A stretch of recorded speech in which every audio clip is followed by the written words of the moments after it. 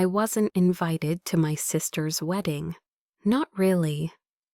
A week before the ceremony, my mother called and said there weren't enough seats at the venue, but I could still watch online. She said it like she was doing me a favor, like I should be grateful I'd get to see it at all. I laughed, but it didn't sound like me. Sophia and I used to be inseparable. We shared a room until she moved out for college. She taught me how to braid my hair, snuck me snacks. When I had braces and made me promise we'd be in each other's weddings no matter what. Somewhere along the way, that promise faded like a worn-out photograph. When she met Gregory, everything changed. He was polite, polished, and came from a family that treated wealth like a virtue.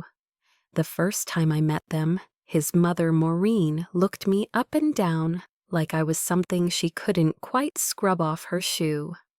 I wore a sundress with boots. She wore pearls and didn't laugh at any of my jokes. At first, I thought I was imagining it. The missed calls, the texts that went unanswered for days. Sophia said she was busy. Planning a wedding is stressful.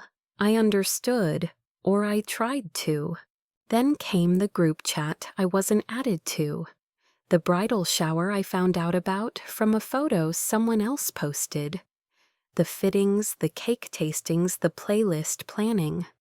All things I thought I'd be part of, all things I was excluded from. Sophia sent me a text the night after the shower.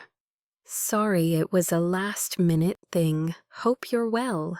Hope I'm well. I read that line more times than I care to admit. Not angry, just stunned. Like someone slowly backing out of a room they never realized they'd been locked out of. I kept telling myself it wasn't personal. Maybe Maureen had a guest limit. Maybe Gregory didn't want too many people. But the truth crept in, quietly, the way cold air seeps in through a cracked window. I was never meant to be there. My dad tried to make it better. He said I'd have the best seat in the house, on my couch in my pajamas, glass of wine in hand. I laughed again this time with something sharp behind my teeth. They were going to stand in front of God and family and start a life together. And I was expected to live stream it like some distant cousin they forgot to invite. What hurt most wasn't missing the wedding. It was realizing I had already missed everything that led up to it. Every laugh, every late-night call, every time Sophia chose them over me. She didn't just drift away, she let go. And I didn't know whether to blame Gregory Maureen or Sophia herself. Maybe all of them. Maybe none. What I knew for sure was that I wasn't just left out of the wedding. I'd been left out of her new life entirely. And somehow no one even seemed to notice. The engagement party was held at a country club that smelled like polished wood and old money. I wore a navy dress with flats and brought a handmade scrapbook as a gift, something I thought Sophia would love. They sat me at a table with 3 teenagers and a toddler next to the ice sculpture of a swan. Gregory's mother gave a speech. She welcomed everyone, called Gregory's college roommate by name, thanked her florist, and said, "Elisha, thank you for the thoughtful card. My name isn't Alicia." Sophia didn't correct her. When I pulled Sophia aside later, I asked if maybe there had been a mistake with the seating. She laughed and said, it was just one table that I should relax and enjoy myself. I smiled, nodded, and wondered when the last time was that she listened to what I was really saying. The party had a photographer roaming around. He took pictures of everyone holding champagne flutes of Gregory with his friends of Sophia, twirling for the camera like it was prom. I asked someone to snap a photo of me and Sophia, but just as the flash went off, Gregory called her name and she ran off laughing. Later, scrolling through the photos online, I saw the back of my head in 3 different shots. I wasn't in a single posed picture, just there like a plant someone forgot to water. Sophia texted me the next morning, "Thanks for coming, you looked cute."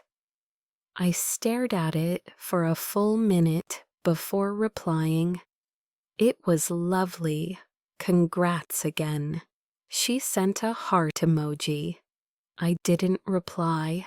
Something shifted that night. It wasn't loud or dramatic, just a slow sinking sense that I wasn't really part of the story anymore. I was a footnote, or worse, the awkward cousin no one quite knew where to place. I told myself not to take it personally. I told myself weddings make people weird. But there was a new version of Sophia being born in that room, and I didn't recognize her. She didn't recognize me either. It happened on a Sunday afternoon. Gregory had left his phone on the kitchen counter while chatting with my dad about golf, something neither of them actually played. The screen lit up, and before I could look away, I saw the preview of a message. "Make sure Diana's seat is front row right." I froze. Diana. I hadn't heard that name in a while, but I hadn't forgotten her. She was Gregory's high school sweetheart, the one Maureen used to bring up, like a fairy tale character, who just barely slipped through their fingers. I remembered a brunch months ago when Maureen brought out old photo albums and flipped to a page where Diana sat on their porch laughing with Gregory's younger cousins. She looked at Sophia and said, "Some girls just have a natural warmth, don't they?" Sophia smiled, but I saw the way her hand tightened on her glass. Now Diana had a front row seat. Not just at the wedding, but in whatever quiet plan was unfolding behind closed doors. And I wasn't even invited to sit in the back. I stared at that message like it might explain everything. Why Sophia seemed less herself. Why Maureen kept pulling strings like it was her wedding, not her son's. Why I'd been pushed aside, because I saw too much, because I wouldn't just nod and clap. I didn't say anything that day. I acted like I hadn't seen a thing. But inside something shifted. I wasn't angry, not yet, just very, very awake. Being invisible has its advantages. People forget you're there. They talk around you over you, never thinking you're really listening. But I was, and suddenly I realized I wasn't watching a celebration unfold. I was watching something unravel. My phone rang just before 3 in the morning. I almost didn't answer. The screen lit up with Sophia's name, and something in my chest told me it wasn't a mistake. Her voice cracked before she even said hello. I sat up, heart racing. She didn't try to make small talk. She just said she didn't know who she was anymore. She said the prenup was 32 pages long. She had read every word. If she left Gregory before 2 years passed, she'd get nothing. No support, no share of assets, not even help with her business loans. She kept saying it didn't feel like a marriage. It felt like a transaction. Like she was being traded for her silence and obedience. Her voice kept catching, not like she was crying hard, but like she had run out of ways to hold herself together. She told me Maureen picked her dress, chose the flowers, decided the cake flavor. Gregory agreed with everything his mother said, nodding like a statue that could blink. Sophia said she looked in the mirror during the last fitting and didn't recognize the woman staring back. She whispered that Diana had been texting Gregory, that Maureen invited Diana to the wedding and gave her a front row seat, that when she asked Gregory about it, he said she was overthinking and told her to stop making things difficult. She said she felt like a doll posed in every photo, told when to smile and when to speak. She said she missed me, missed us, and she didn't know if she was strong enough to leave. I didn't interrupt. I let her pour it out like water after a long drought. My hands were shaking, but my voice wasn't. I told her she was allowed to feel lost, that just because something looks perfect from the outside doesn't mean it isn't quietly breaking inside. She said everyone expected her to go through with it.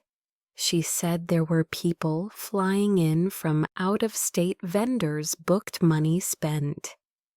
That the pressure felt like 1,000 pounds on her chest. That she hadn't slept in 2 days. I told her none of those people would be there the day after if she was miserable. That none of them had to live inside her choices. That her peace was worth more than her image. And that she didn't owe anyone her silence. She asked me what I would do if it were me. I said I'd listen to the voice that called at 3 in the morning, not the one that smiled in front of the camera. That voice was the only real part left. There was a long silence. I heard her breathing slow and ragged. Then she said, "Thank you." Not like someone checking a box, but like someone letting go of a weight she'd been carrying for too long. I didn't tell her what to do. I just said I'd be here whatever she chose. That I loved her even when I hated what she was doing. And that I'd love her after too. She cried then, not quietly. It came out of her like something she'd been holding back for months. And I stayed on the line, holding space for her, the way I wish she had held space for me. We didn't talk much after that, just silence breathing in sync. It felt like being sisters again, not perfect, not polished, just real. When the call ended, I sat in the dark for a long time. I didn't know what she'd do in the morning. I just knew that for the first time in a while, she wasn't alone. I watched the wedding from my laptop propped up on a kitchen stool. The screen flickered for a second before settling into a wide shot of the church. It looked like something out of a magazine, white stone flowers lining the aisle, soft golden light from the stained glass windows. People were taking their seats, chatting quietly, the kind of small talk you make when dressed in your best clothes. The camera panned slowly across the pews, catching glimpses of lace-polished shoes and perfectly pinned hair. Everyone looked ready for something beautiful. I scanned the crowd without meaning to half hoping to see a familiar face, half dreading it. Then the camera stopped on the front row. There, sitting beside Maureen, was Diana. She was wearing pale green, the kind of color that only looks good when someone's confident enough to pull it off. Her hair was up, and she was smiling not politely, but like she belonged there. My stomach twisted before I even understood why. The camera didn't linger. It cut to the organist, then back to the aisle. The officiant stepped forward, adjusted his collar, and nodded to someone off-screen. The music changed. Heads turned, but the bride didn't come. At first, no one moved. There was just a pause, like everyone was waiting for the cue they'd missed. Then I saw Maureen lean forward and whisper something to Gregory. His face stayed still like a mask, but his hands fidgeted with his cufflinks. A rustle moved through the crowd, soft at first, then sharper. Someone stood up. Someone else looked around. The organist started the music again, then abruptly stopped. The screen shifted focus, trying to catch something, anything. And then it happened. The camera jolted sideways. A blur of motion. Someone yelling in the background. A hand reached toward the lens, and for a split second the screen froze. Gregory's face was turned toward the back of the church. Diana had stood up. Maureen was holding her arm out. One guest had covered their mouth, and the aisle was still empty. Then nothing. The stream locked in that frame. Faces twisted in confusion, a blur of green and white and panic. I stared at it for a full minute, not breathing. The silence in my kitchen was deafening. My laptop screen showed no sound, no movement, just frozen shock. And in that stillness, I knew exactly what had happened. Even before the texts came, even before the words were spoken, I already knew. She was gone. An hour after the screen froze, my phone buzzed. It was a message from Sophia. Just 2 words at first. I left. I stared at the screen, letting the words settle. Then the next message came.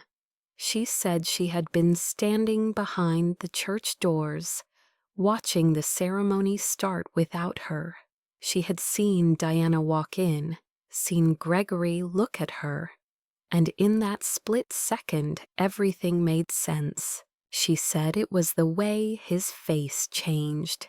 Not surprise, not guilt. Just something soft, something warm, something he had never looked at her with, not even during their engagement shoot, or the cake tasting, or the rehearsal dinner. She said she felt like an understudy, like the role of bride had been offered to her only because the real lead had stepped aside. She didn't want to spend her life wondering if she was second best. So she stepped away quietly before the music even swelled. She told me she got in the back of a car, no suitcase, no plan. Just her phone and the shoes she had worn to walk down an aisle she never reached. She didn't cry, not until the car pulled away from the church, and the silence wrapped around her like a blanket. She said the moment she left, she felt like she could breathe again. That it was the first time in months her chest didn't feel like it was caving in. That she didn't know where she was going yet, but for the first time in a long time, it felt like she got to choose. I didn't reply right away. I read her words again, then locked my phone and set it down. The kitchen was still quiet. The laptop screen had gone black. I poured myself a glass of water and sat by the window. There was something about the way the light hit the countertop soft and golden. It reminded me of being little again, when Sophia and I used to sit cross-legged on the kitchen floor, trading secrets and sipping juice.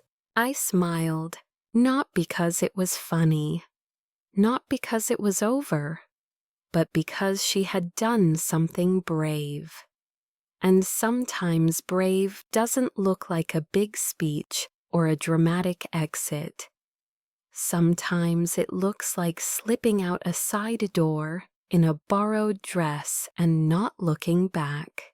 And in that moment, I knew she had found herself again. Not the version Maureen tried to mold, not the version Gregory wanted in his family portraits. Just Sophia. Finally, Sophia lived in a little town, now the kind with one bakery, 2 traffic lights, and neighbors who knew your dog's name. When I pulled up in front of her small white house, she was already outside, wiping flour from her hands, onto an apron that said, "Just one more cookie." Her hair was in a loose braid, and there was music drifting from an open window. She didn't say much, just smiled and opened the door. Inside smelled like cinnamon and something warm I couldn't name. The kitchen was simple. Mismatched mugs, wooden shelves, and a chalkboard with notes about an upcoming class. She poured coffee into 2 chipped mugs and slid one across the counter, like we'd done this 1,000 times. No one mentioned the wedding, or Maureen, or Gregory. We sat for a while in quiet, watching the oven timer count down. When it dinged, she pulled out a tray of lemon cookies and handed me one without a word. I bit into it, and for a second it felt like we were teenagers again, sneaking treats before dinner. After a while, she pulled out an old photo album, not the fancy kind, just one she'd started herself, filled with pictures of her new life, kids from her baking class, a dog she was thinking of adopting, a snapshot of her standing in front of a chalkboard flower, on her nose, smiling like she meant it. She asked me if I remembered when we used to pretend we'd open a bakery together. I nodded. We didn't need to talk about how far we'd come from that dream, or how close we suddenly felt to it again. I stayed the night in her guest room. The sheets smelled like lavender. We didn't stay up late talking. We didn't cry. We just existed in the same space, finally at peace with who we were now. And when I left the next morning, she hugged me at the door. Not tight, not long, just enough. Enough to say everything that hadn't been said out loud. A few weeks after visiting Sophia, I got a letter in the mail. No return address. Just my name written in neat, careful handwriting I didn't recognize until I opened it. It was from Maureen.